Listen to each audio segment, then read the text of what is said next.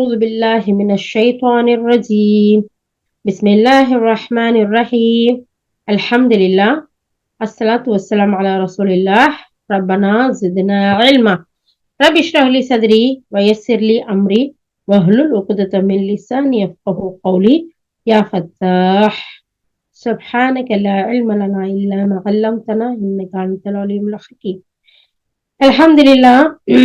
யா அல்லாஹ் உனக்கே எல்லா புகழும் யா அல்லாஹ்.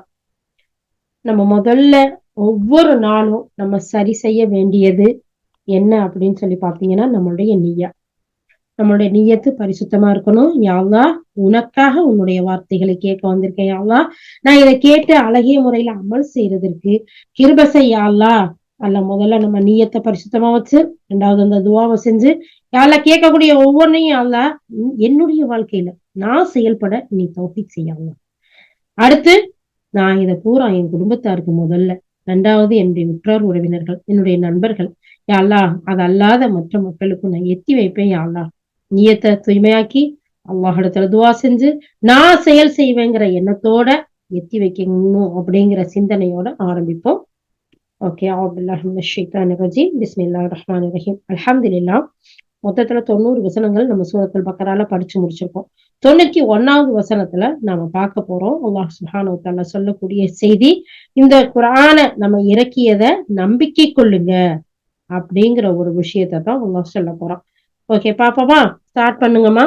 அஊது பில்லாஹி மினஷ் ஷைத்தானிர் ரஜீம். பிஸ்மில்லாஹிர் ரஹ்மானிர் ரஹீம். அல்லாஹ் இறக்கிய அருளியதன் மீது நம்பிக்கை கொள்ளுங்கள் என்று அவர்களுக்கு கூறப்பட்டால், எங்களுக்கு இஸ்ராயேலின் வழித்தோன்றல்களுக்கு எது இறக்கி அருளப்பட்டிருக்கிறதோ அதன் மீது மட்டும்தான் நாங்கள் நம்பிக்கை கொள்ளுவோம் என்று அவர்கள் கூறுகின்றனர். அதை தவிர மற்றதை அவர்கள் நிராகரிக்கின்றார்கள். உண்மையில் அது சத்தியமானதாகவும் முன்னரே அவர்களிடம் இருந்து அறிவுரைகளை உண்மைப்படுத்தக்கூடியதாகவும் இருக்கின்றது. அவர்களை கேளும், உங்களுக்கு அருளப்பட்டவற்றின் மீது நீங்கள் உண்மையிலேயே நம்பிக்கை கொண்டவர்களாய் இருந்தால், இதற்கு முன் இஸ்ராயேல் வம்சத்தில் இருந்து தோன்றி அல்லாஹின் தூதர்களை நீங்கள் ஏன் கொலை செய்து கொண்டிருந்தீர்கள்? மேலும் மூசா உங்களிடம் எத்தனை தெளிவான சான்றுகளை கொண்டு வந்திருந்தும் அவர் உங்களை விட்டு திரும்பிச் சென்று உடனேயே நீங்கள் காலை கன்றை தெய்வமாக்கி கொண்டீர்கள். அந்த அளவுக்கு அக்கிரமக்காரர்களாய் நீங்கள் இருந்தீர்கள். பிறகு உங்கள் மீது தூர் மலையை நாம் உயர்த்தி நாம் உங்களிடமிருந்து பெற்றுக்கொண்ட உறுதியான ஒப்பந்தத்தை சற்று நினைத்து பாருங்கள். உங்களுக்கு நாம் அருளுகின்ற அறிவுரைகளை வலுவாக கடைப்பிடிங்கள். மேலும் நம்முடைய கட்டளைகளுக்கு செவிசாயுங்கள் என்று நாம் கூறினோம். அதற்கு உங்கள் முன்னோர்கள் நாங்கள் செவியேற்றோம், ஆனால் மாறு செய்வோம் என்று கூறினார்கள். அவர்களின் அசத்திய போக்கு எந்த அளவு விட்டு இருந்ததில் அவர்களுடைய நிராகரிப்பின் காரணத்தால் காலை கன்ற வழிபாட்டின் மீது அவர்கள் உள்ளங்கள் மோகம் கொண்டிருந்தன. நீங்கள் நம்பிக்கை கொண்டவர்களாக இருந்தால் இழிவான செயல்களை செய்யுமாறு உங்களை தூண்டுகின்றன. உங்களை நம்பி எத்தனை விசித்திரமானது என்று நீர் கூறும். அவர்களிடம் நீ சொல்வீராக, அல்லாஹ்விடம் இருக்கும் வறுமை வீடு மற்ற மனிதர்களுக்கென்று உங்களுக்கு மட்டுமே சொந்தமானதாய் இருக்குமானால், உங்களின் இந்த நம்பிக்கையில் நீங்கள் உண்மையானவர்களாய் இருந்தால் நீங்கள் மரணத்தை விரும்புங்கள். பார்ப்போம். தம் கைகளினால் சம்பாதித்துள்ள தீவினைகளின் காரணத்தால் அவர்கள் அதனை ஒருபோதும் விரும்ப மாட்டார்கள் என்பதை உறுதியாக அறிந்து கொள்ளுங்கள். மேலும் இந்த அக்கிரமக்காரர்கள் அல்லாஹ் நன்கறிந்தவனாக இருக்கின்றான். மாஷா அல்லாஹ், தபாரக் அல்லாஹ், அல்ஹம்துலில்லாஹ். அல்லாஹ் சுப்ஹானஹு வ தஆலா இந்த முதல் 5 வசனத்துல எவ்வளவு ஒரு அழகான செய்தியை சொல்றான் அப்படின்னு சொல்லி பாத்தீங்கன்னா, சூரத்துல் பக்கரா 91வது வசனம். அல்லாஹ் சொல்லக்கூடிய விஷயத்த பாருங்களேன். அல்லாஹ் இறக்கியதின் மீது நீங்க நம்பிக்கை கொள்ளுங்க அப்படின்னு சொல்லி அந்த மக்கள் கிட்ட கூறப்பட்டா, எந்த மக்கள் கிட்ட? இஸ்ராயேலும் வழித்தோன்றர்களுக்கு. பொதுவா இன்னைக்கு இருக்க எல்லா மக்களையும் எடுத்துக்கலாம். அவங்க சொல்றாங்க, எது எங்களுக்கு இறக்கி வைக்கப்பட்டுச்சோ அது மீது மட்டும்தான் நாங்க நம்பிக்கை கொள்வோம். அதாவது அவங்களுக்கு தௌராத் இறக்கப்பட்டுச்சா, அதை மட்டும்தான் நாங்க நம்புவோம் அப்படின்னு அவங்க சொல்றாங்க. அதை தவிர மற்றதை நாங்க நிராகரிக்கிறோம். அவங்க நிராகரிக்கக்கூடியவர்களா இருக்கிறாங்க. உண்மையிலேயே அது சத்தியமானதாவும் அவர்களில் இருந்த அறிவுரைகளை உண்மைப்படுத்தக்கூடியதாகவும் இருக்குது. எது? இந்த குர்ஆன். அவங்களுக்கு தௌராத்தை உண்மைப்படுத்தக்கூடியதா இருக்கு, இன்ஜீலை உண்மைப்படுத்தக்கூடியதா இருக்கு. அப்படி இருந்தும் அவங்க எங்களுக்கு வந்தா மட்டும்தான் நாங்க நம்புவோம், நாங்க மத்ததெல்லாம் நம்ப மாட்டோம் அப்படின்னு சொல்றாங்க. நபி, நீங்க அவங்கள்ட்ட கேளுங்க, உங்களுக்கு கொடுத்தது இருக்குல்ல, அருளப்பட்டதின் மீது நீங்க உண்மையிலேயே நம்பிக்கை கொண்டவர்களா இருந்தா, இதற்கு முன் இஸ்ராயல் வம்சத்திலிருந்தே தோன்றிய அல்லாஹ்வின் தூதர்களை நீங்க ஏன் கொலை செஞ்சீங்க? உங்களுக்கு கொலை செய்யக்கூடாதுன்னு அல்லாஹ் சொல்லியிருந்தான்ல. நேத்து நம்ம பார்த்தோம் இல்லையா? உறவினர்கள்லாம் விரட்டாதீங்க அப்படிலாம் சொல்லி இருந்தோம்ல. உறவினர்கள் ஆதரிங்கன்னு ஏன் விரட்டுனீங்க? அவங்க கைதிகள் ஆனதுக்கு பின்னாடி அவங்கள போய் மீட்டு தொகை கொடுத்து மீட்டிட்டு வந்தீங்க. உங்களை விரட்டவே கூடாதுன்னு சொல்லியிருக்கோம். அப்புறம் விரட்டி விட்டுட்டு அவங்கள மீட்டிட்டு வந்தா கூடாது, அல்லாஹ் சொல்றான். அது மட்டும் இல்லாம 92வது வசனத்துல சொல்றான், மூசா அவங்கள்ட்ட எத்தனை தெளிவான சான்றுகளை கொண்டு வந்தாரு. அவரு அவங்கள விட்டு திரும்பி சென்ற உடனே நீங்க காலை கண்ட தெய்வமா எடுத்துக்கிட்டீங்களே, அந்த அளவுக்கு அக்கிரமக்காரர்களா நீங்க இருந்தீங்க. உங்களை அல்லாஹ் சுப்ஹானஹு வ தஆலா ஃபிரௌன்ட்ட இருந்து பாதுகாத்தான்ல. எவ்வளவு பெரிய அநியாயத்தை செஞ்சுக்கிட்டு இருந்தான். அப்போ அதுல இருந்து கண்ணு முன்னாடி கடலை பிளந்து பாதுகாத்தான். உங்களை அழகான முறையில ஒரு இடத்துல வச்சு உங்களுக்கு அழகான சாப்பாடுகளை அந்த கொடுத்துக்கிட்டு இருந்தான். அப்படி இருந்தும் எல்லா இடத்துல வகைய வாங்குறதுக்கு பேசுறதுக்கு போன நேரத்துல இங்கிட்டு காலக்கன்ற எடுத்துட்டீங்க தெய்வமா, கடவுளா. அப்ப நீங்க எவ்வளவு அக்கிரமக்காரர்களா இருந்தீங்க. நீங்க வேதத்தை நம்பக்கூடியவர்களா இருந்தா பேசாமல இருந்திருக்கணும், பொறுமையாலாம் இருந்திருக்கணும் அப்படிங்கறத அல்லாஹ் சொல்றான். அதுக்கு பின்னாடி உங்கள் மீது தூர்மலையை உயர்த்தி நான் உங்களிடம் பெற்றுக்கொண்ட ஒரு உறுதியான ஒப்பந்தத்தை கொஞ்சம் நினைச்சு பாருங்க. நீங்க என்ன செஞ்சீங்க? ஒண்ணுக்குமே அடங்காம எல்லாத்துக்கும் அநியாயம் செய்யக்கூடிய மக்களா இருந்தீங்க. அப்போ உங்களுக்கு மேல மலையை தூக்கி பிடிச்சு, கொடை மாதிரி மலையை தூக்கி பிடிச்சு உன் தலையில போட்டு வேண்டாம், எப்படி இருக்கும், நசுங்கி தூள் தூளா போயிருவோம்ல. அப்போ அப்படி உங்களுக்கு முன்னாடி நம்ம அவங்கள்ட்ட அறிவுரைய அழகான முறையில சொல்லி ஒப்பந்தத்தை வாங்கணும். அதை நீங்க நினைச்சு பாருங்க. உங்களுக்கு நம்ம கொடுத்த அறிவுரைகளை வலுவா பிடிங்க, மேல் நம்முடைய கட்டளைகளுக்கு செவிசாய்ங்க அப்படின்னு நம்ம உங்களுக்கு சொன்னோம். அதுக்கு உங்கள் முன்னோர்கள் நாங்க செவிட்டோம் ஆனால் மாறு செய்வோம்னு சொல்றாங்க.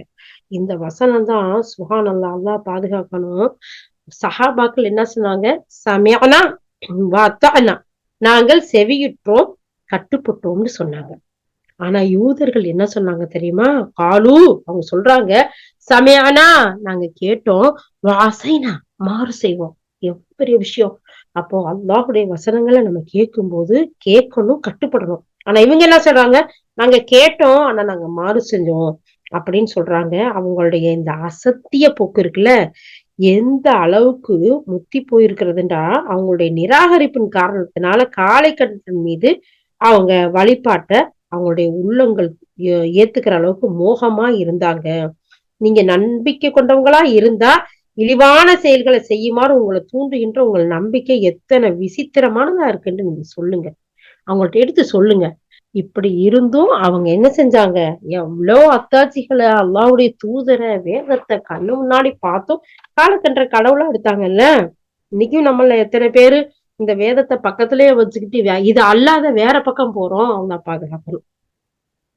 அதே மாதிரி அவங்கள்ட்ட நபியே நீங்க சொல்லுங்க, அல்லாட்ட இருக்கும் மறுமை வீடு மனிதர்கள் என்று உங்களுக்கு மட்டும் சொந்தமானதா இருக்கும்னா, உங்கள் அந்த நம்பிக்கை நீங்க உண்மையாளர்களா இருந்தா நீங்க மரணத்தை விரும்புங்க பார்ப்போம். எங்களுக்கு அல்லாஹ்வுடைய வீடெல்லாம் எங்களுக்கு தான் சொந்தம், சொர்க்கம் எங்களுக்கு தான் சொந்தம், எங்களைத்தான் அல்லாஹ் விரும்புறான். அவங்க நீங்க சொல்றது கரெக்ட் தான், இல்லைன்னு சொல்லல. உங்க மேல அல்லாஹ் தஆலா சொல்றாங்க, உலகத்துல இருக்க எல்லாரையும் விட உங்களை மேன்மைப்படுத்தணும்ன்றான். அந்த மேன்மையை நீங்க உணர்ந்தீங்களா? நீங்க எல்லாருக்கும் நன்றி செலுத்தீங்களா? அல்லாஹ்வுக்கு மாறு செய்யக்கூடியவர்களாவெல்லாம் இருந்தீங்க. சரி, பிரச்சனை இல்லை. இப்பயும் நீங்க சொல்றது உண்மையா இருந்தா நீங்க எல்லாம் மௌத்தா போறதை விரும்புங்க, மரணத்தை விரும்புங்க பார்க்கலாம். விரும்பவே மாட்டாங்களாம். அப்போ அல்லாஹ் தஆலா சொல்லிட்டு சொல்றான், தன் கைகளினால் சம்பாதித்துள்ள தீவினைகளின் காரணத்தால் அவர்கள் அதனை ஒருபோதும் விரும்ப மாட்டார்கள். ஏன்னா அவங்க கையில் செஞ்ச அநியாயம் இருக்குல்ல, வேதத்துக்கு மறுபடி வேதத்தை அவங்க கையிலேயே எழுதிக்கிட்டு அல்லாஹ் கொடுத்தான்னு சொல்லி சொன்ன பொய் இருக்குல்ல, அதற்கு அவங்க இஷ்டத்துக்கு வித்து விளையாக்குனாங்க. அது மூலமா வந்த லாபம் இருக்குல்ல, இதெல்லாம் படு மோசமானது. அதனால என்ன செய்ய மாட்டாங்க? அவங்க மரணத்தை ஒரு நாள் விரும்ப மாட்டாங்க. தெரிஞ்சுக்கோங்க. மேலும் இந்த அக்கிரமக்கார மக்களை அல்லாஹ் நன்கு அறிந்தவனா இருக்கான். நீங்க நினைக்கிறீங்களா? இவ்வளவு லஞ்சத்தை வாங்கிட்டு, இவ்வளவு அநியாயம் செஞ்சுட்டு, இவ்வளவு மோசடி எல்லாம் பண்ணிட்டு நல்லா இருக்கிறாங்களே, இவங்களுக்கு எந்த ஒரு பிரச்சனையும் இல்லாம இருக்காங்களேன்னு நினைக்கிறீங்களா? அப்பெல்லாம் நினைக்காதீங்க. அல்லாஹ் அவங்களை எல்லாம் பாத்துக்கிட்டே இருக்கான். ஒரு டைம் வச்சிருக்கான். குறி பார்த்து அடிச்சா தப்பாம பிடிப்பான். அதனால நபியே இந்த மக்கள்கிட்ட சொல்லுங்க, நீங்க கவலைப்படாம இருங்க, நீங்க நேர்மையா இருங்க, நீங்க நம்பிக்கையோட இருங்க, நல்ல அமல் செய்யுங்க, உங்களுக்கு அழகான சுப செய்தி சொர்க்கம் இருக்கு அப்படிங்கிற அல்லாஹ் சொல்லக்கூடியவனா இருக்கான். 96வது வசனம். எல்லா மனிதர்களை விடவும் ஏன் இணை வைத்து வணங்குபவர்களை விடவும் இவர்களே வாழ்வின் மீது அதிக பேராசை கொண்டவர்களாயிருப்பதை நீர் காண்பீர். அவர்கள் ஒவ்வொருவரும் எப்படியாவது 1000 ஆண்டுகள் வாழ வேண்டும் என்று ஆசைப்படுகின்றான். ஆயினும் அவனுடைய நீண்ட ஆயுள் வேதனையிலிருந்து அவனை விலக்கி விடாதே. அவர்கள் எத்தகைய செயல்கள் செய்து கொண்டிருக்கின்றார்கள் என்பதை அல்லாஹ் பார்த்து கொண்டுதான் இருக்கின்றான். நபியே, நீர் கூறும், யாரேனும் ஜிப்ரீலுக்கு பகைவராக இருந்தால் அவர் அறிந்து கொள்ளட்டும். அல்லாஹ்வின் ஆணைப்படியே ஜிப்ரீல் இதனை உம்முடைய உள்ளத்தில் இறக்கி வைத்தார். இது எத்தகைய வேதமெனில் தனக்கு முன்னுள்ள வேதங்களை மெய்ப்படுத்துவதாகவும் இறை நம்பிக்கை கொண்டோருக்கு நேர்வழி காட்டக்கூடியதாகவும் வெற்றிக்கான நற்செயல் அறிவிக்கக்கூடியதாகவும் இருக்கின்றது. ஜிப்ரீல் மீது அவர்கள் பகைமை கொள்வதற்கு இதுவே காரணமெனில் நபியே, நீர் கூறும், எவரேனும் அல்லாஹுவுக்கும் அவனுடைய வானவர்களுக்கும் அவனுடைய தூதர்களுக்கும் ஜிப்ரீலுக்கும் மீகாயிலுக்கும் பகைவராக இருந்தால் நிச்சயமாக அத்தகைய நிராகரிப்பாளர்களுக்கு அல்லாஹ் பகைவனாகவே இருப்பான்.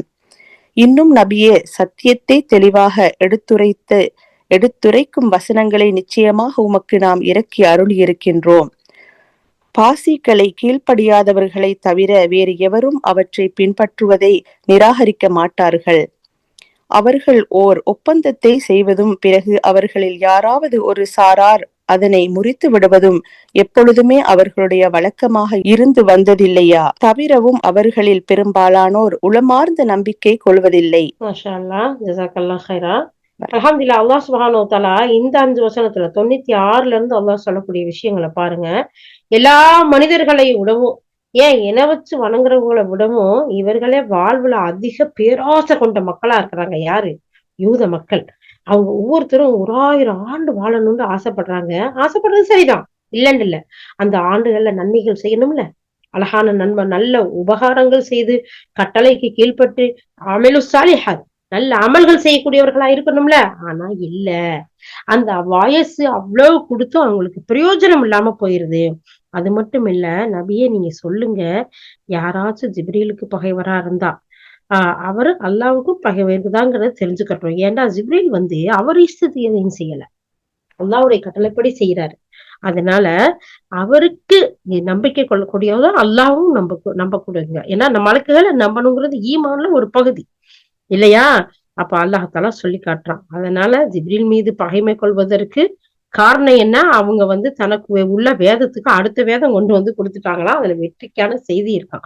சுபஹானல்லாஹ், அவர் விருப்பத்துக்காக கொண்டு கொடுத்தாரு. அல்லாஹ்வுடைய கட்டளை அதை அவங்க செய்யறாங்க. அதனால அவங்க மேல பகைமை கொண்டு என்ன பிரச்சனை, என்ன காரணம்? ஒண்ணும் இல்ல. நபியே நீங்க சொல்லுங்க, யாராச்சும் அல்லாஹ்வுடைய வானவர்களுக்கும் ஜிப்ரீலுக்கும் தூதர்களுக்கும் பகைவர்னா அல்லாஹ்வுக்கும் பகைவர் தான். அது நல்லா தெரியப்படுத்துங்க. இன்னும் நபியே, இந்த சத்தியத்தை தெளிவா எடுத்துக்கூடிய இந்த வசனங்க நிச்சயமா உங்ககிட்ட நம்ம இறக்கியிருக்கோம். இத யாரு கீழ்ப்படிய மறுக்கிறாங்களோ நிராகரிக்கிறாங்களோ அவங்கள தவிர வேற யாருமே இதை நிராகரிக்க மாட்டாங்க. அழகான முறையில பின்பற்றுவாங்க.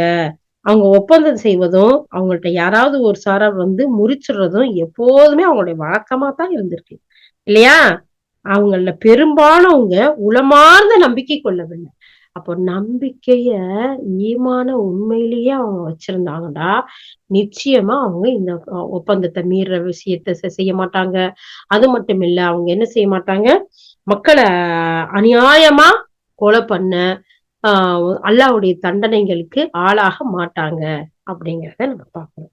101வது வசனம். மேலும் அல்லாஹ்விடமிருந்து யாரேனும் ஒரு இறை தூதர் அவர்களிடமிருந்து வேதத்தை கூடியவராக அவர்களிடம் வந்தபோது வேதம் அருளப்பட்டவர்களில் ஒரு பிரிவினர் தாம் எதுவும் அறியாதவர்கள் போன்று அல்லாஹ்வின் வேதத்தை தம் முதுகுக்கு பின்னால் தூக்கி எறிந்து விட்டார்கள். இதற்கு பதிலாக சுலைமானுடைய ஆட்சியின் போது ஷைத்தான்கள் எடுத்தோதி வந்த சூனியத்தை அவர்கள் பின்பற்றலானார்கள். ஆனால் சுலைமான் ஒருபோதும் நிராகரிக்கவில்லை. ஆயினும் மக்களுக்கு சூனியத்தை கற்றுக் கொடுத்து கொண்டிருந்த ஷைத்தான்கள் தான் நிராகரித்தார்கள். மேலும் பாபிலோனில் ஹாரூத் மாரூத் என்ற 2 வானவர்களுக்கும் இறக்கி வைக்கப்பட்டதையும் அவர்கள் பின்பற்றினார்கள். ஆனால் எவருக்கேனும் சூனியக் கலையை கற்றுக் கொடுக்க நேரும் போது அந்த வானவர்கள், நாங்கள் உங்களுக்கு ஒரு சோதனையாகவே இருக்கின்றோம், ஆகவே நீங்கள் இதனை கொண்டு இறை நிராகரிப்பை மேற்கொள்ள வேண்டாம் என எச்சரித்து விடுவார்கள். ஆனால் இதற்கு பிறகும் கணவனுக்கும் மனைவிக்கும் இடையே பிளவை உருவாக்குகின்ற சூனியத்தை அவ்விருவரிடம் இருந்து அவர்கள் கற்று வந்தனர். அல்லாவின் அனுமதி இல்லாமல் இந்த சூனியத்தை கொண்டு எவருக்கும் எந்த வகையிலும் அவர்களால் தீங்கிழைக்க முடியாது. உண்மையில் தங்களுக்கு பலனளிக்காததும் தீங்கிழைக்க கூடியதுமானதையே அவர்கள் கற்றனர். மேலும் சூனியத்தை கற்று அதனை விலைக்கு வாங்கி கொண்டவனுக்கு மறுமையில் யாதொரு பங்கும் கிடையாது என்பதை அவர்கள் நன்கு அறிந்தே இருந்தனர். தங்கள் உயிர்களை விற்று அவர்கள் வாங்கி கொண்ட பொருள் எத்துணை கெட்டது, இதனை அவர்கள் அறிந்திருக்க கூடாதா? உண்மையில் அல்லாவின் மீது அவர்கள் நம்பிக்கை கொண்டு இரையச்சமுள்ள வாழ்வை மேற்கொண்டிருந்தால் அல்லாவிடமிருந்து அவர்களுக்கு கிடைக்கும் நற்கூலி மேலானதாக இருந்திருக்கும். அந்தோ இதனை அவர்கள் அறிந்திருக்கவில்லையே. இறை நம்பிக்கை கொண்டவர்களே, ராய்னா என்று சொல்லாதீர்கள், மாறாக உங்குர்னா என்று சொல்லுங்கள். மேலும் கவனத்துடன் செவியுறுங்கள். இந்த நிராகரிப்பாளர்களுக்கோ துன்புறுத்தும் வேதனை உண்டு. சத்தியத்தை மேற்கொள்ள மறுப்பவர்கள் அவர்கள் வேதம் அருளப் பெற்றவர்களாயிருந்தாலும் சரி, இறைவனுக்கு இணை கற்பிப்பவர்களாயிருந்தாலும் சரியே, இறைவனிடமிருந்து ஏதேனும் ஒரு நன்மை உம்மீது இறக்கி அருளப்படுவதை ஒருபோதும் விரும்ப மாட்டார்கள். ஆனால் தன் கருணையை வழங்க தான் நாடியவர்களையே அல்லாஹ் தேர்ந்தெடுத்துக் கொள்கின்றான். மேலும் அல்லாஹ் மகத்தான கருணை பொழிபவனாய் இருக்கின்றான். அல்லாஹ் சுப்ஹானஹு தஆலா இந்த இடத்துல சொல்லி காட்டுறான் பாருங்க. அல்லாஹ் கிட்ட இருந்து ஏதாச்சும் இறை தூதர் அவங்கள்ட்ட இருந்து வேதத்தை உண்மைப்படுத்தக்கூடியவர்களா வந்தா அந்த வேதத்தை என்ன செய்யறாங்க, மக்கள்ல ஒரு பிரிவினர் அறியாதது மாதிரி அல்லாஹ்வுடைய அந்த வேதத்தை முதுகுக்கு பின்னாடி தூக்கி எறிஞ்சிட்டு, அல்லாஹ் பாதுகாக்கணும், அல்லாஹ் அதை தூக்கி ஒரு பக்கம் தூக்கி வீசிட்டு அதுக்கு பதிலா சுலைமான் அலைஹிஸ்ஸலாம் அவங்களுடைய காலத்துல ஷைத்தான்கள் எடுத்து ஓதி சூனியத்தை அவங்க பின்பற்றி வந்தாங்க. சுலைமான் அலைஹிஸ்ஸலாம் அவங்க ஒரு நாளும் அல்லாஹ்வுடைய வேதத்தை நிராகரிக்கக்கூடியவர்களா இல்ல, மக்கள் தான் நிராகரிக்கக்கூடியவர்களா இருந்தாங்க. ஏன்னா சுலைமான் அலைஹிஸ்ஸலாம் காலத்துல நடந்த விஷயங்கள் அப்படி. தப்சீர் எடுத்து போய் படிச்சு பாருங்க, நிறைய விஷயங்கள் தெரிஞ்சுக்கலாம். அதனால சொல்றாங்க. அது மட்டும் இல்லாம அந்த சுலைமான் அலைஹிஸ்ஸலாம் வாழ்ந்த அந்த காலத்துல அவங்களுடைய பாபிலோன்ங்கிற அந்த சிட்டில ஹாரூத் மாருத்ன்ற 2 மலக்குகள் இருக்கிறாங்க. அவங்க இவங்களுக்கு சோதனையா இறக்கி வைக்கப்பட்டவங்க. அவங்க ஒவ்வொருத்தருக்கும் சூனியத்தை கற்றுக் கொடுக்கக்கூடிய கலைய கற்றறிந்து கற்றுக் கொடுத்து இருந்தாங்க. ஆனா கத்துக்க வரும்போதிலேயே, இங்க வா, நீ என்கிட்ட இதை கத்துக்கிட்டேன்டா, இது மோசம், இது அநியாயம், தண்டனைக்குரியது, இதை நீ கத்துக்கிட்டு போய் இதெல்லாம் செஞ்சேன்டா உனக்கு பெரிய பாவம், தண்டனை, ஓகேவா அப்படின்னு சொல்லி கேட்டு ஓகேன்னு சொல்றவங்களுக்கு மட்டும்தான் கத்து கொடுத்தாங்க. சும்மா வர்றவங்களுக்கெல்லாம் படிச்சு கொடுக்கவோ அது கத்து கொடுக்கவோ கிடையாது. அப்ப அந்த இடத்துல சொல்லி காட்டுறாங்க, நீங்க இதை செய்யறது, இதை கத்துக்கிறது பெரிய கஷ்டம், உங்களுக்கு சோதனையா தான் நாங்க அனுப்பப்பட்டிருக்கோம். இந்த சோதனையை நீங்க கத்துக்கிட்டு போய் ஏதாச்சும் பண்ணேன்னா உனக்குதான் அநியாயமும் கேடும் அப்படின்னு சொன்னாலும் பரவாயில்லைன்டா அதுக்கு மேல கத்துக்கிட்டு போய் அவங்க என்னென்ன வேலையை செஞ்சாங்க பாத்தீங்களா? கணவனுக்கும் மனைவிக்கும் இடையில பிரச்சனையும் பிளவையும் உண்டாக்கக்கூடிய விஷயங்களை செஞ்சாங்க. ஆனா அவங்க அப்படி செஞ்சாலும் அல்லாஹ் தஆலா அனுமதி யாருக்கு இருந்துச்சோ அவங்களுக்கு தான் அது வேலை செஞ்சுச்சு, மத்தவங்களுக்கு எந்த ஒரு தீங்கையும் கொடுக்கல அப்படிங்கிறதையும் இந்த இடத்துல அல்லாஹ் சுப்ஹானஹு வ தஆலா சொல்லி காட்டுறான். அதுக்கும் மேல அவங்க சொல்றாங்க, தங்கள் உயிர்களை விட்டு அவங்க வாங்கி கொண்ட இந்த பொருள் எத்தனை கெட்டது, அவங்க அறிஞ்சிருக்க வேண்டாமா? இது எவ்வளவு மோசமான செயல் தெரியுமா? இது எவ்வளவு பெரிய பாவத்தை செய்யக்கூடியது தெரியுமா? ஆனாலும் அவங்க சொல்லியும் இவங்க கத்துக்கிட்டாங்கன்னா எவ்வளவு மோசமானதுன்றத அல்லாஹ் சுப்ஹானஹு வ தஆலா சொல்றான். இன்னைக்கும் எவ்வளவோ இந்த மாதிரியான மோசமான செயல் நடக்கத்தான் செய்து, மக்கள் செய்யத்தான் செய்யறாங்க. அல்லாஹ் பாதுகாக்கணும். ஏன்னா இது மிகப்பெரிய பாவம். அல்லாஹ்வுடைய தூதர் ஸல்லல்லாஹு அலைஹி வஸல்லம் சொன்ன பெரும்பாவங்கள்ல ஒன்று. அதனால இதுல இருந்து விலகி இருக்கணும். இது தர்ஜுமா கிளாஸ்னால சும்மா ஷார்ட்டான ஒரு விஷயங்களை சொல்றேன். ஆனா இதுக்கு தப்சீர் விளக்கங்கள் நிறைய இருக்கு. அதை பார்த்து நம்ம தெரிஞ்சுக்கணும் இன்ஷா அல்லாஹ். அதுக்கடுத்து அல்லாஹால சொல்லி காட்டுறா, நம்பிக்கை கொண்டவங்களே, நீங்க அல்லாஹ் சொல்லக்கூடிய வார்த்தையான ராயினாங்கிறத சொல்லுங்க, ஒண்ணுன்னு சொல்லாதீங்க. நீங்க எந்த ஒண்ணு சொன்னாலும் கவனத்தோட செய்யுங்க. இல்லாட்டி உங்களுக்கு துன்புறுத்தக்கூடிய வேதனை இருக்குங்கிறத அல்லாஹால சொல்லிட்டு சொல்றான்.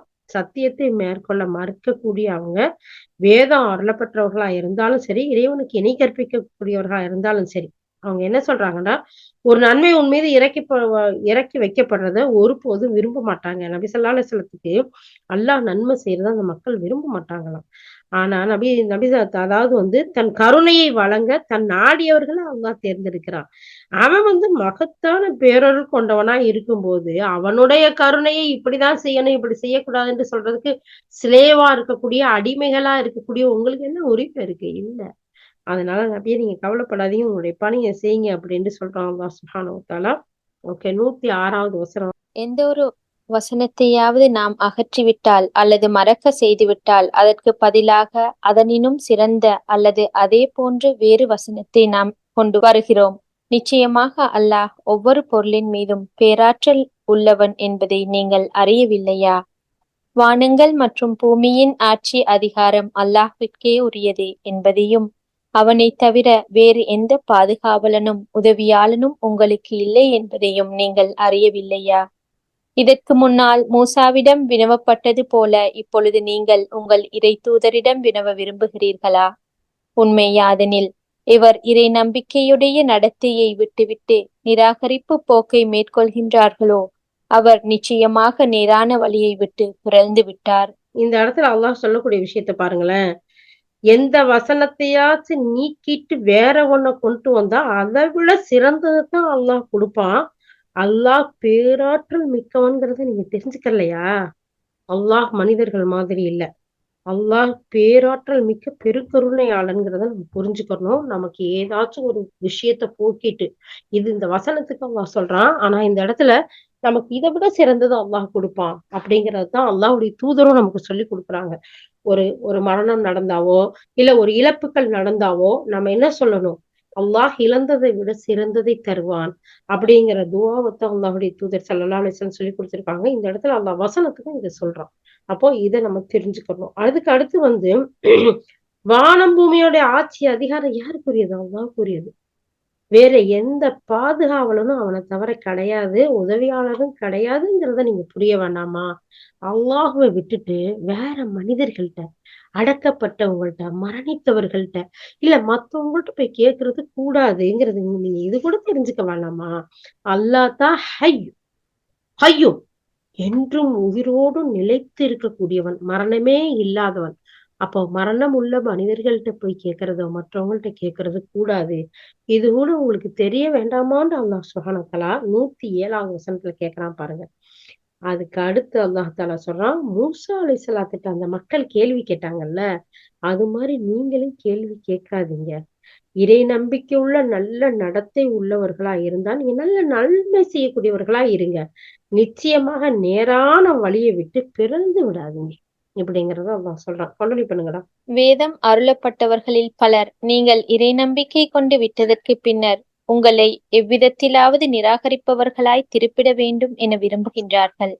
சத்தியம் தமக்கு தெளிவாகிவிட்ட பின்னரும் தங்களிடமுள்ள பொறாமையின் காரணமாக இவ்வாறு செய்ய முனைகின்றார்கள். அல்லாஹ் தீர்ப்பை செயல்படுத்தும் வரை நீங்கள் அவர்களுடைய செயல்களை மன்னித்து விடுங்கள், மேலும் பொறுத்து கொள்ளுங்கள். திண்ணமாக அல்லாஹ் ஒவ்வொரு பொருள் மீதும் பேராற்றலுடையவன் என்பதை நம்பி நிம்மதியாயிருங்கள். மேலும் தொழுகையை நிலைநாட்டுங்கள், இன்னும் ஜகாத்தை கொடுத்து வாருங்கள். நீங்கள் மறுமை நலன்களுக்காக நற்செயல் எதையேனும் நீங்கள் சம்பாதித்து முன்னரே அனுப்பியிருந்தால் அதனை அல்லாஹ்விடம் நீங்கள் காண்பீர்கள்.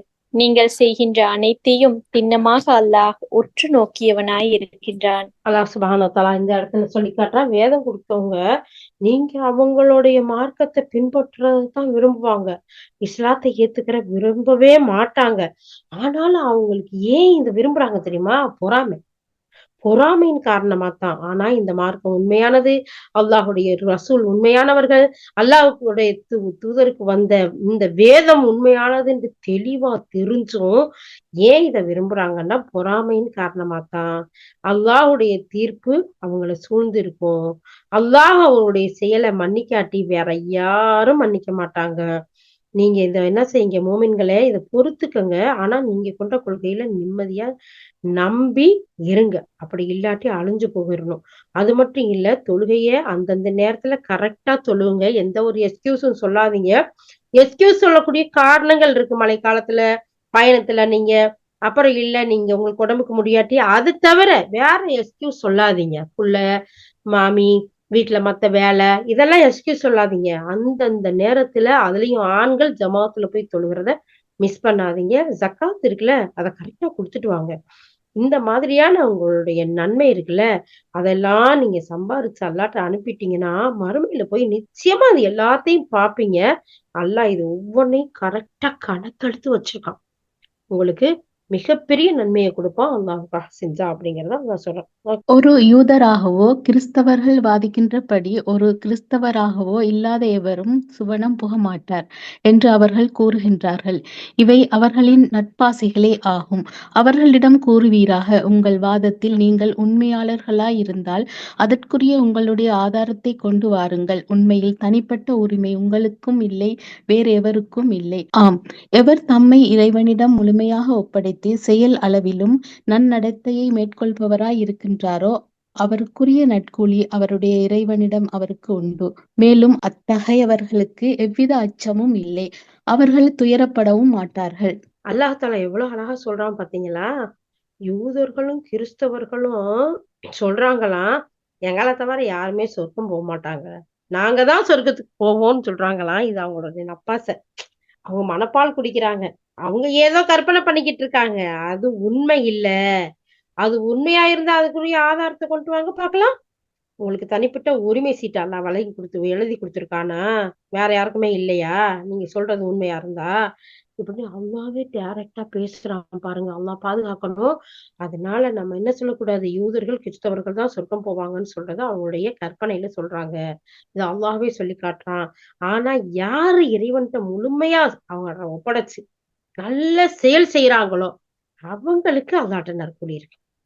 அவங்களுக்கு சொர்க்கமும் உண்டு.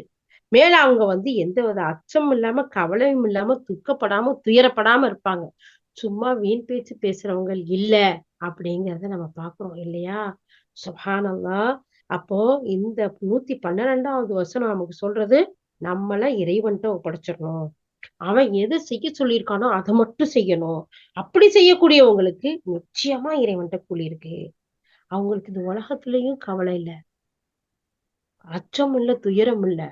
மறுமையிலயும் அச்சம் இல்ல, துயரம் இல்ல, கவலை இல்ல. அப்ப மத்தவங்க எல்லாம் கவலைப்படுவாங்க, அச்சப்படுவாங்க, துயரப்படுவாங்கங்கிறதுல தெரியுதா? சுப்ஹானல்லாஹ். நம்ம கவலை இல்லாம இருக்கணுமா, துக்கம் இல்லாம இருக்கணுமா, அச்சப்படாம இருக்கணுமா, சந்தோஷமா இருக்கணுமா, நம்மள அல்லா இடத்துல ஒப்படைச்சிடணும். அல்லாஹ் எதை சொன்னாலும் அதை செய்யணும். அதுதான் நமக்கு நிம்மதியான ஒரு வாழ்க்கைங்கிறத அல்லாஹ் சுப்ஹானஹு வ தஆலா தெளிவா சொல்லி காட்டுறான். இந்த வசனங்கள்ல எவ்வளவு நமக்கு ஆறுதலா இருக்கு. அல்ஹம்துலில்லாஹ். ஓகேடா, கண்டினியூ பண்ணுங்க. யூதர்கள் கூறுகிறார்கள், கிறிஸ்தவர்கள் சத்தியத்தின் எந்த அடிப்படையிலும் இல்லை. கிறிஸ்தவர்கள் கூறுகிறார்கள், யூதர்கள் சத்தியத்தின் எந்த அடிப்படையிலும் இல்லை. ஆயினும் இந்த இரு சாராரும் வேதம் ஓதிக்கொண்டுதான் இருக்கின்றார்கள். இவர்கள் சொல்வது போன்றுதான் வேதத்தை அறியாதவர்களும் கூறுகின்றார்கள். ஆனால் இவர்கள் கருத்து வேறுபாடு கொண்டிருக்கும் விஷயங்கள் பற்றி இறுதி நாளில் இவர்களுக்கிடையே அல்லாஹ் தீர்ப்பு வழங்குவான். மேலும் மஸ்ஜித்களில், இறை இல்லங்களில் அல்லாஹ்வின் பெயர் நினைவு கூறப்படுவதை எவன் தடுக்கின்றானோ, மேலும் அவற்றை பாழாக்க முயற்சி செய்கின்றானோ, அவனை விட கொடிய அக்கிரமக்காரன் யார்? அத்தகையவர்கள் அந்த இறை இல்லங்களில் நுழைவதற்கே அர்ஹதையற்றவர்கள் ஆவர். ஒருவேளை அங்கே அவர்கள் செல்ல வேண்டியதாய் இருந்தாலும் அச்சம் கொண்டவர்களாகவே செல்லும் சூழ்நிலை இருக்க வேண்டும். அவர்களுக்கு இம்மையிலும் இழிவுண்டு, மறுமையிலும் பெரும் வேதனை உண்டு. அல்லாஹ் தாலா எவ்வளவு அழகா இந்த இடத்துல சொல்றான் பாருங்களேன். இந்த யூத கிறிஸ்தவர்கள் எந்த அடிப்படையுமே இல்ல. ஏன்னா அவங்க வேதத்தையும் பின்பற்றல, அவங்க அதுல இடைசர்களும் செஞ்சுட்டாங்க, அவங்க பயந்தும் அல்லாஹ்வை அஞ்சியும் வாழல, அதுக்கு பின்னாடி வந்த வேதத்தையும் நம்பல, இறை தூதரையும் நம்பல. இப்படி இருக்கிறதுனால இவங்க எந்த ஒரு அடிப்படையிலையுமே இல்ல. இந்த 2 சாராருமே வேதம் ஓதிக்கிட்டு தான் இருக்கிறாங்க. இது மாதிரி சொல்றது மாதிரி வேதத்த அறியாதவர்கள் சொல்றாங்க. இவங்களுடைய கருத்து வேறுபாடு கொண்டு இருக்கக்கூடிய இந்த விஷயத்த பத்தி அல்லாஹ் இவர்கள் கடையில மறுமையில தீர்ப்பு குடுப்பான். அதனால இவங்க அடிப்படையற்ற மக்கள்ங்கிறத மட்டும் நம்ம தெரிஞ்சுக்கிட்டு, வேதம் இருக்குது. வேதம் இருந்தாலும் அந்த அவங்க வேதத்தின்படியும் நடக்கல. சரி, இறுதி வேதம்ன்றது இருக்கு, இறுதி தூதர்ன்றது இருக்குதுன்ட்டு அவங்க வேதத்திலே மென்ஷன் பண்ணப்பட்டிருக்கு. அதையும் அவங்க நம்பல. அதனால அவங்க விஷயத்த விட்டுருங்க. அது விஷயமா அல்லாஹ் சுப்ஹானஹு வ தஆலா மறுமையில தீர்ப்பு சொல்வான்றத அல்லாஹ் சொல்லிட்டான்.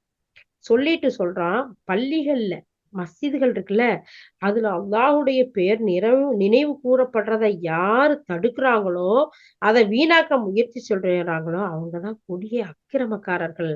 அப்படின்டா இன்னைக்கு எத்தனை பள்ளிவாசல இடிக்கிறாங்க. எத்தனை பள்ளிவாசல்கள்ல இபாதத் செய்ய விடாம தடுக்குறாங்க. அல்லாஹ் சொல்லக்கூடிய அந்த கொடியவர்கள பாக்குறோம் இல்லையா? கண்ணு முன்னாடி பாக்குறோம். இப்படிப்பட்டவங்க இறை இல்லத்துல நுழையதுக்கே அருகதை அற்றவங்க. முஸ்லிம்கள்லயும் இந்த மாதிரி பலர் இருக்கிறாங்க. அல்லாஹ் பாதுகாக்கணும் யா அல்லாஹ். அவர்களுக்கெல்லாம் நேர்வழி குடு யா அல்லாஹ். இந்த மாதிரி செல்லக்கூடிய மக்கள்கள் அவங்க தான் அச்சப்பட வேணும். அவங்களுக்கு மறுமையில இழிவும் பெரிய தண்டனையும் இருக்குது. சரியா? இம்மையிலயும் இழிவு இருக்குது. மறுமையில மிகப்பெரிய வேதனை இருக்குன்னு அல்லாஹ் தஆலா சொல்றான். நமக்கு இன்னைக்கு இயலல. நாம ஒற்றுமையா இல்ல. முஸ்லிம்கள் மைனாரிட்டின்னு எல்லா இடத்துலயும் சொல்றாங்க. மைனாரிட்டி கிடையாது. முஸ்லிம்கள் மெஜாரிட்டி. மெஜாரிட்டியா இருந்து ஒற்றுமை இல்ல. அந்த ஒற்றுமை இல்லாத காரணத்தினால ஓநாய்கள் மாதிரி சுத்தி திரியக்கூடிய இந்த வன்னெஞ்சம் பிடித்த மக்கள் முஸ்லிம்களுக்கு எவ்வளவோ தீங்குகளை கொடுக்குறாங்க. தொழுக போறவங்களை எல்லாம் வெட்டி வீழ்த்துறாங்க, கஷ்டங்கள் கொடுக்குறாங்க, மஸ்ஜிதுகளை அழிக்கிறாங்க. ஆனா இவங்களுக்கெல்லாம் நமக்கு வந்து மிகப்பெரிய ஆறுதலான வசனம், இந்த உலகத்திலேயே அல்லாஹ் அவங்களை எல்லாம் இழிவுபடுத்துவான், மறுமையில பெரிய தண்டனையை கொடுப்பான் அப்படிங்கிறத நம்ம அல்லாஹ் இடத்துல ஒப்படைச்சிட்டு அவன்கிட்ட துவா செஞ்சுட்டு நிம்மதியா நம்ம வேலையை நம்ம பார்க்கணும் அப்படிங்கிற ஒரு அழகிய ஆறுதல் தரக்கூடிய வசனம் இது. ஓகேடா, கண்டினியூ பண்ணுங்க. கிழக்கு மேற்கு யாவும் அல்லாஹுக்கே உரியன. எனவே நீங்கள் எங்கு திரும்பினாலும் அங்கு அல்லாஹ்வின் திசை இருக்கின்றது. நிச்சயமாக அல்லாஹ் மிக விசாலமானவன், மிக அறிந்தவன். அல்லாஹ் மகனை ஏற்படுத்திக் கொண்டான் என்று அவர்கள் கூறுகின்றனர். அல்லாஹ் இக்கூற்றிலிருந்து தூய்மையானவன். உண்மை யாதெனில் வானங்களிலும் பூமியிலும் உள்ள யாவும் அவனுக்கே உரியனவாகும். அனைத்தும் அவனது கட்டளைக்கே கீழ்ப்படிபவைகளாக இருக்கின்றன. ஆதியில் வானங்களையும் பூமியையும் படைத்து உருவாக்கியவன் அவனே. அவன் எதனையும் படைப்பதற்கு தீர்மானித்தால் ஆகுக என்றுதான் அதற்கு ஆணையிடுவான். அது உடனே ஆகிவிடுகின்றது. இந்த இடத்துல அல்லாஹ் சொல்லக்கூடிய விஷயத்த பாருங்க. என்ன அழகா சொல்றான், கிழக்கோ மேற்கோ எல்லாமே அல்லாஹ்வுக்கு சொந்தமானதுதான். நிச்சயமா அல்லாஹ் விசாலமானவன்கிறத நீங்க அறிய வேண்டாமா? ஆனாலும் அல்லாஹ் ஒரு சில விஷயங்களை குறிப்பிட்டு சொல்லியிருக்கான், அதை செய்யுங்க. அல்லாஹ்வுக்கு மகனை ஏற்படுத்திக்கிட்டான்னு சொல்றாங்களே, அல்லாஹ் எவ்வளவு பெரிய தூய்மையானவன் தெரியுமா? சுப்ஹானஹ். அவனை மாதிரி தூய்மையானவன் யாருமே இல்லை. அல்லாஹ் தஆலா சொல்றான், இந்த பூமியில் உள்ள எல்லாமே அவனுக்கு சொந்தமானது. அனைத்துமே அவனுக்கு கீழ்ப்படியக்கூடிய நேரத்துல அவன் மகனை எடுத்துக்கிறணுங்கிறதுக்கு அவனுக்கு வாரிசு உரிமை எதுக்கு? வேற ஒரு இடத்துல சொல்லுவான், அதன் மூலமா அல்லாஹ் அடையிற ரோஷம் இருக்கு, இந்த வானம் இடிஞ்சு விழுந்துருங்கிறான். அப்போ இப்படிப்பட்ட விஷயங்கள் எல்லாம் சொல்லக்கூடாது அப்படிங்கறத அல்லாஹ் சொல்லிட்டு சொல்றான். அதாவது ஆரம்பத்துல இருந்து வானம் பூமியை படைத்து உருவாக்குனது அவன்தான். அத்தனை படைப்பையும் தீர்மானிச்சதும் அவன்தான். இதுக்கு நம்மள மாதிரி ப்ராஜெக்ட் போட்டு எழுதி வச்சு சிஸ்டமேட்டிக்கெல்லாம் பண்ண தேவையில்ல. ஆகுண்டா ஆயிடும். அவ்வளோ பெரிய வல்லமை மிக்கவனா இருக்கலாம். அப்படி இருக்கும்போது அவனுக்கு மகன் இருக்கான்றீங்க, பிள்ளைங்க இருக்குங்கிறீங்க. அல்லாஹ் சுப்ஹானல்லாஹ் சுப்ஹானல்லாஹ். அல்லாஹ் தஆலா இதெல்லாம் விட்டு பரிசுத்தமானவன்கிறத திரும்ப திரும்ப சொல்லி காட்டுறான். ஓகேடா, கண்டினியூ பண்ணுங்க.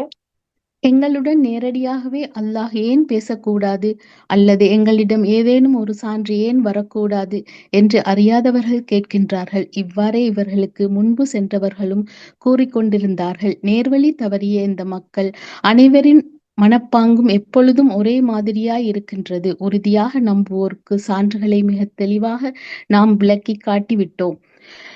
சத்திய ஞானத்துடன் நற்செய்தியை அறிவிப்பவராகவும் அச்சமூட்டி எச்சரிக்கை செய்பவராகவும் உம்மை திண்ணமாக நாம் அனுப்பியிருக்கின்றோம். இதனை விட தெளிவான சான்று வேறு என்ன இருக்க முடியும்? நரகத்துடனேயே தங்களை இணைத்துக் கொண்டவர்களாய் பற்றி நீங்கள் வினவப்பட மாட்டீர். அல்லாஹ் தஆலா இந்த இடத்துல என்ன சொல்றான் தெரியுமா? எங்களோட நேரடியா அல்லாஹ் ஏன் பேசக்கூடாது? உங்கள்ட்ட பேசி, உங்கள்ட்ட சொல்லி, உங்களுக்கு வகி வந்து அப்புறம்தான் என்கிட்ட பேசணுமா? பேசுவான். பொறுத்திருங்க. பேசாம இருப்பான். அவனுடைய தண்டனை எப்படிப்பட்டது தெரியுமா? அவனுடைய கருணை எவ்வளவு விசாலமானது தெரியுமா? முதல்ல அவனை பத்தி தெரிஞ்சுக்கணும். அவனுடைய தன்மைகளை பத்தி தெரியணும். சுப்ஹானல்லாஹ். அவங்க கேக்குறாங்க, எங்கள்ட்ட ஏன் நேரடியா அல்லாஹ் பேசக்கூடாது? எங்களுக்கு ஏதாச்சும் ஏன் சான்று அனுப்பக்கூடாது? அப்படின்ட்டு கேக்குறாங்க. இவ்வாறு இவங்க சொல்றதுக்கு முன் சென்றவர்கள் கூறியிருந்தால் இதே மாதிரிதான் அவங்களும் சொன்னாங்க.